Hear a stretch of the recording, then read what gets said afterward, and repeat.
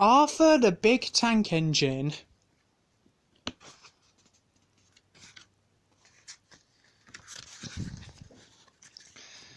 This is a story about Arthur, a proud tank engine.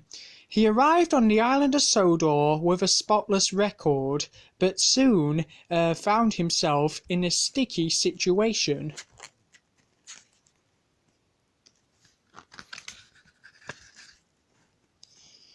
Arthur, the big tank engine, had just arrived on the island of Sodor. It was his first day at work on the Fat Controller's railway. I must be on time, Arthur worried as he chuffed through the countryside. He didn't want to be late. Right on time, smiled the Fat Controller. This is Arthur. He will help you shunt trucks and pull freight. Nice to meet you, said Arthur politely. And he's got a spotless record, the Fat Controller added.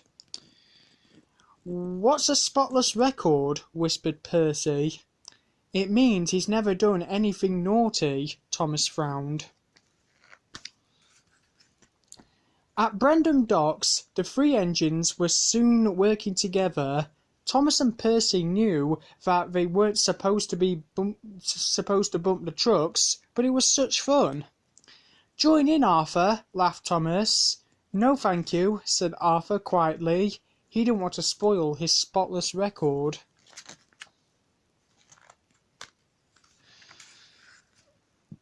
Arthur's first job was to push the line of trucks to the market. He coupled up behind the trucks, which were loaded up with crates of fruit. The trucks, though, were not behaving themselves and sang songs to tease Arthur. Root toot toe, come on, let's go. The fruit's going mouldy because you're too slow. How rude, huffed Arthur. The truck's singing gave Thomas a naughty idea. The Fat Controller doesn't like the trucks to sing, said Thomas. You must tell them to stop. Thank you, Thomas, said Arthur. I will. Arthur puffed steadily out of the docks. The trucks will cause trouble for Arthur if they're not allowed to sing, laughed Thomas. Arthur was chuffing cheerfully through the countryside when the trucks began to sing again. Chug, chug, chuff, you tug and puff, but you're too slow, you've got no puff. No singing, said Arthur firmly. It may be my first day, but I won't fall for your tricks. The troublesome trucks were cross. If Arthur won't let us sing, one truck whispered, we'll teach him a lesson, chimed the others.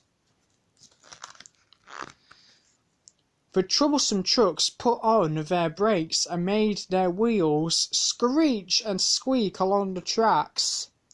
Arthur struggled over bridges and huffed and puffed through tunnels. When poor Arthur puffed to the top of Gordon's Hill, the trucks whooshed down the other side, laughing all the way. Suddenly, Arthur's driver spotted a red signal at the bottom of the hill. He put on the brakes.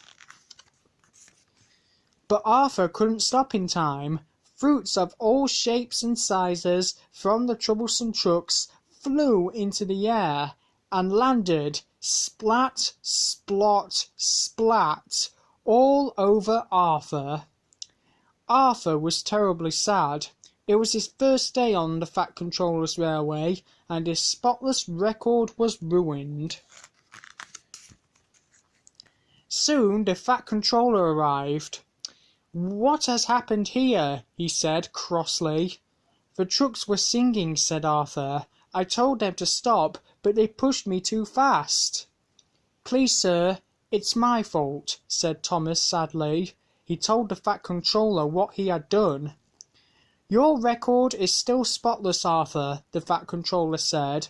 Thomas, clear up this mess at once.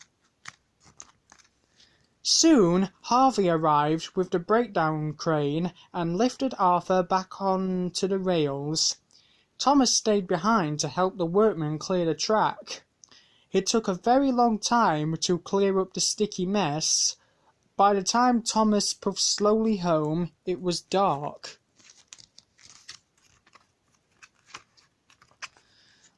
When Thomas arrived back at Tim's sheds, Arthur's crew had cleaned the squashed fruit from his funnel. Arthur looked spotless and sparkled from buffer to dome. "I'm sorry I played a trick on you," said Thomas. "That's all right," said Arthur. "Thank you for telling the truth." "Well, I never had a spotless record to ruin," smiled Thomas.